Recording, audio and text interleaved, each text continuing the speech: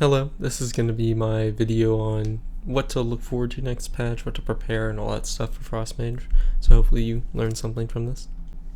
Also, quick note, I probably should have recorded some of the raid testing I did to have in the background, but instead you'll just be watching some of this tier's gameplay, so hopefully that's okay.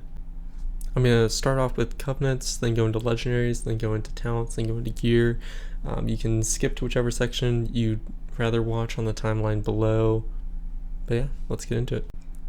So for Covenants, Frost has the potential to need 3 Covenants if you're planning to raid and do Mythic Plus, and that's just because it's a current toss-up between Venthyr and Necrolord for the best single target next tier.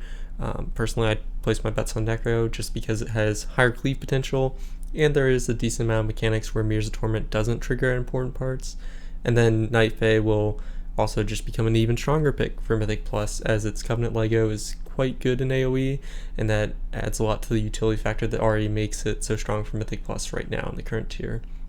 You can, of course, kind of play any Covenant for Frost at any level. You play Venthyr at any level, Necro at any level, and Mythic Plus, and perform largely the same. You'll see a lot of people doing Kyrian keys as high Frost just because they need a Kyrian, but yeah, Night Fae will probably be what people are going to flock to.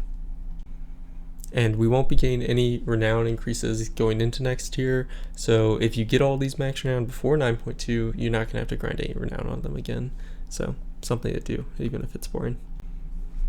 For Legendaries, we're going to have our Universal Covenant Lego, which is baseline on the belt. You can recraft it, I haven't looked too much into that. And our current Legos are on our hands and legs, and that works fine.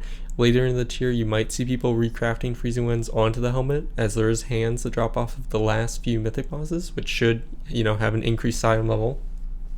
And then the helmet is early in the raid, so that should be at the standard mythic item level. So it would be better to replace the helmet with your legendary. And if you have the extra soul ash, I would recommend just crafting extra Freezing Winds on the head anyway right now, just in case your hand tier set piece drops before your helmet and you need it to activate the bonus. Other than that, we're kind of currently still looking at using the same legendaries for similar reasons next year. So Freezing Winds for high movement or cleave, and Slick Ice for single target. There's, however, some potential for using Slick Ice and cleave with Necrolord, but we don't really know that yet. We'll just be paying attention to the really good people once they start clearing the raid. As for talents, the only thing to mention here is that single target will be taking Comet Storm. I'll flash the tier set up here when I'm talking about this, just to remind you. And however, for cleave and Mythic Plus, the talents we took this year were most likely just going to be the meta again, so Splay Nice for cleave and Freezing Rain in the Mythic Plus dungeons that you typically run them in, if you are aware of that. And gear. This is actually the main reason that the video wasn't just on what Covenant we're going to play with double Legos.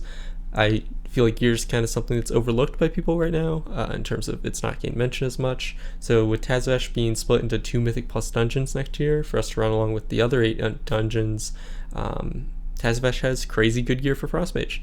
So obviously the most standout piece here is probably everyone's going to be running Soleil's Trinket.